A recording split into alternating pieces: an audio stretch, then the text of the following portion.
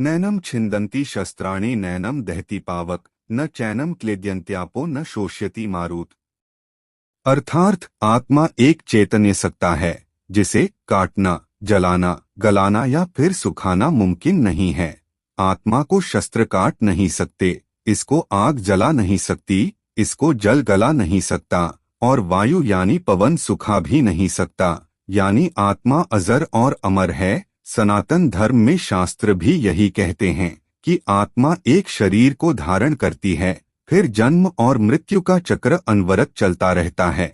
दोस्तों, आगे हम विस्तार से यही जानेंगे कि देहावसान के बाद इस अजर अमर आत्मा के साथ क्या क्या होता है। तो चलिए बिना विलंब किए वीडियो को प्रारंभ करते हैं। जिस तरह जीवन एक सत्य है, ठीक उसी तरह प्रत्येक व्यक्ति को यह भी भली भांति पता है कि मृत्यु भी एक ऐसा ही सत्य है जिसे कोई जितना मर्जी जुठला दे, परंतु इसे बदला नहीं जा सकता।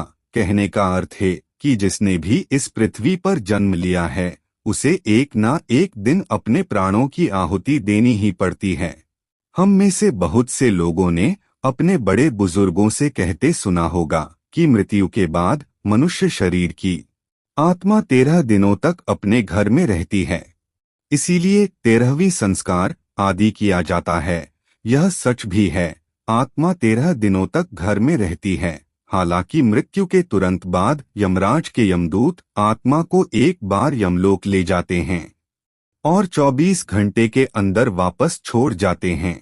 आज हम यही जानेंगे कि यमदूतों के द्वारा आत्मा को वापस छोड़ने के बाद वह कितने दिनों तक घर में रहती है और क्यों रहती है। परिजनों के द्वारा पिंडदान आदि क्यों किया जाता है। दोस्तों, गरुड़ पुराण में आत्मा का देह त्यागने के बाद की दशा के बारे में विस्तार से बताया गया है। गरुड़ पुराण में बताया गया है कि जब किसी व्यक्ति की मृत्यु होती है तो यमराज के यमदूत उसे अपने साथ यमलोक ले जाते हैं। यहाँ उसके अच्छे और बुरे कर्मों का हिसाब होता है और फिर 24 घंटे के अंदर यमदूत उस प्राणी की आत्मा को वापस उसके घर छोड़ जाते हैं।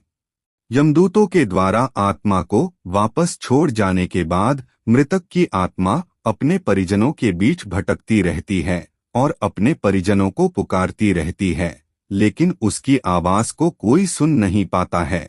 यह देखकर मृत व्यक्ति की आत्मा बेचैन हो जाती है और जोर जोर से चिल्लाने लगती है।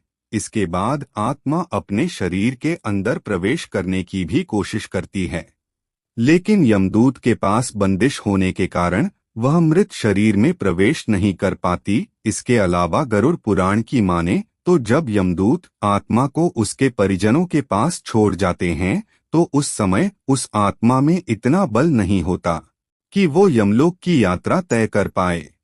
गरुड़ पुराण के अनुसार किसी भी मनुष्य की मृत्यु के बाद जो पिंडदान 10 दिनों तक में किया जाता है उससे मृतक आत्मा के विभिन्न अंगों की रचना होती है और जो 11वें और 12वें दिन पिंडदान किया जाता है उससे मृत आत्मा रूपी शरीर का मांस और त्वचा का निर्माण होता है।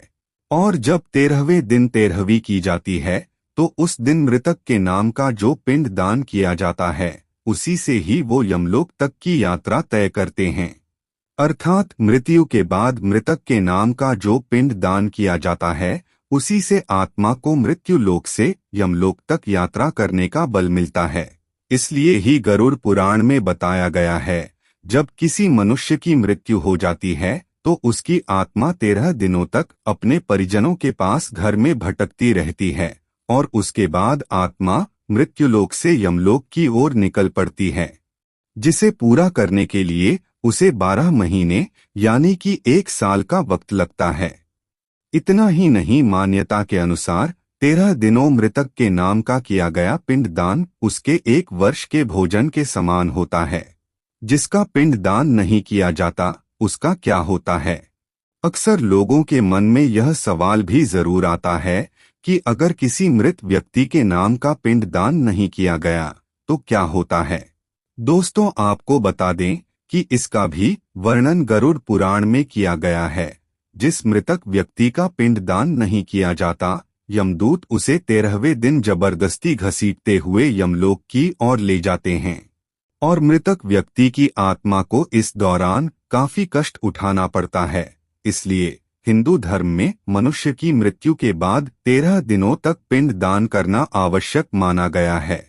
इसके अलावा 13वें दिन परिजनों के द्वारा मृतक व्यक्ति के नाम का जो भोज करवाया जाता है, अगर वह कर्ज लेकर किया जाए तो मृत व्यक्ति आत्मा को शांति नहीं मिलती। इतना ही नहीं, गरुड़ पुराण में यह भी बताया गया है कि जो व्यक्ति जीवित रहते हुए अच्छे कर्म करता है, मृत्यु के बाद उसकी आत्मा को यात्रा के दौरान यमदूत कोई कष्ट नहीं देते हैं, और जो व्यक्ति बुरे कर्म करते हैं उसकी आत्मा को यमदूत यात्रा के दौरान कई यातनाएं देते हैं और आत्मा को कई कष्ट भोगने पड़ते हैं। तो यह थी आज की हमारी प्रस्तुति। हमारे वीडियो को लाइक एवं शेयर जरूर करें। ऐसी ही रोचक बातें जानने के लिए इस YouTube चैनल डिजिटल ज्ञान को सब्सक्राइब जरूर करें। धन्यवाद। जय श्री कृष्णा।